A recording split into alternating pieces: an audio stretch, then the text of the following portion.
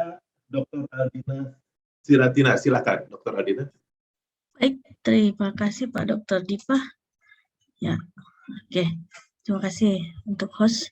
Ya, saya lebih ke intinya kan ini, saya mungkin hanya berbicara 5 menit, lebih cepat lagi dari Bapak Dr. Dipa mungkin. Karena ada sudah beberapa yang sering dibahas juga oleh Prof. Marina Sari dan Bapak Dr. Dipa. Hanya saya lebih ke bagaimana sih strategi pemasarannya di UMKM ini dalam masa pandemik ya, dengan menerapkan e-marketing. Jadi untuk menciptakan sustainability itu sendiri. Next, mungkin saya lebih singkat lagi.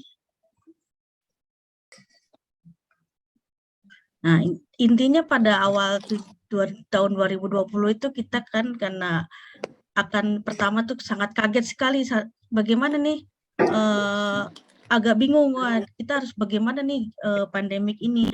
Namun kita sudah mulai diperkenalkan oleh industri 4.0 masuk ke bidang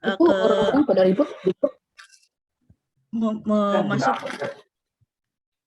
mungkin bisa di mute, mungkin di awal tahun 2020 ada goncangan-goncangan terkait dengan coronavirus, jadi ada sedikit ini kita mulai masa penurunan. Namun karena kita dasarnya ada juga masuk mulai industri 4.0 sampai sekarang 5.0, kita mungkin beralih dari mulai kegiatan secara offline mungkin beralih kepada online. Mungkin next.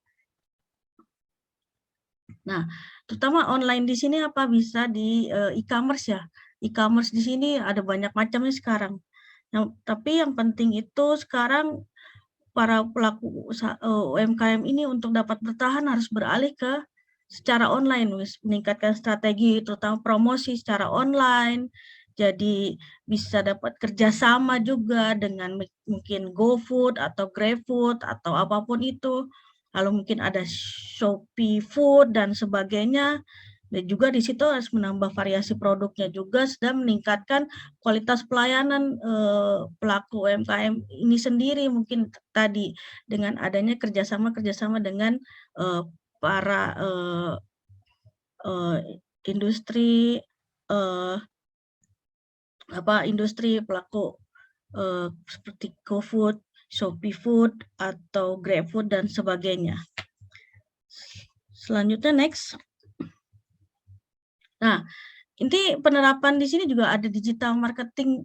Di sini lebih ke banyak sekali, sekitar 48 pengguna internet di Indonesia mencari barangnya secara online. Semua saat ini secara online, full online bahkan 48% ya. Lalu 46% di sini juga penggunaannya mengunjungi toko online, semua serba online. Serta 41% ini juga transaksinya juga melalui online, yaitu mungkin melalui adanya GoPay, adanya ShopeePay, adanya PayLater dan sebagainya.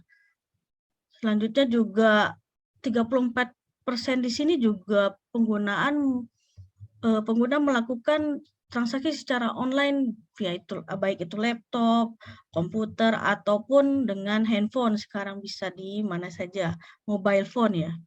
Selanjutnya terkait dengan 36% juga penjualan dalam e-marketing ini pada Grab atau Gojek ataupun yang bersifat digital. Selanjutnya juga next terakhir adalah 33, maaf kembali lagi. 33% pengguna melakukan transaksi online dengan perangkat tadi mobile phone. Sekarang apalagi dengan mobile phone atau dengan tablet dan handphone. Selanjutnya next. Ya, next. Nah, dengan di sini juga ada pemanfaatan dengan pemasaran digital ini bisa melalui tadi ada melalui misalnya dengan e-banking lah atau digital payment atau e-saku atau e-money sekarang. Jadi istrinya cashless, lebih ke cashless sekarang, semua menggunakan cashless. Lanjut. Nah, ini yang paling penting ini adalah di dalam masa pandemik ini kekuatannya ada di promosi, yaitu promosi sekarang melalui iklan. Iklan itu bisa melalui tadi mungkin Prof. Marina Sari mengungkapkan bisa melalui TikTok.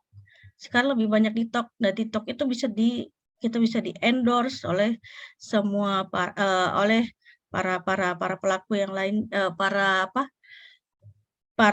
pebisnis. Jadi mungkin kita bisa di-endorse, dan selanjutnya juga mungkin bisa melalui YouTube.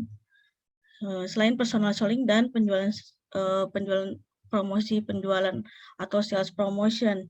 Namun yang paling penting yang paling utama saat ini adalah menggunakan online, yaitu yang paling di atas itu adalah penggunaan dalam TikTok.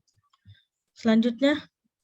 Sudah 5 menit, Bu Aldina. Oh, boleh. Terakhir, ini penggunaan yang paling tinggi itu adalah 49% penggunaan YouTube selain TikTok ya. Next, terakhir, kesimpulan. Mungkin dengan UMKM saat ini adalah lebih penggunaan e-commerce dan juga pemanfaatan e-marketing melalui e-commerce dan juga melalui aplikasi finansial atau finance digital juga itu sangat membantu para pelaku usaha UMKM untuk dapat bertahan. Mungkin dari saya sekian, terima kasih. Saya kembalikan kepada Pak Dr. Dipah. Terima kasih Dr. Aldina, terima kasih sesuai dengan waktunya. Buat yang lain juga akan saya ingatkan kalau sudah 5 menit, dan buat peserta silahkan sampaikan pertanyaan melalui chat ya.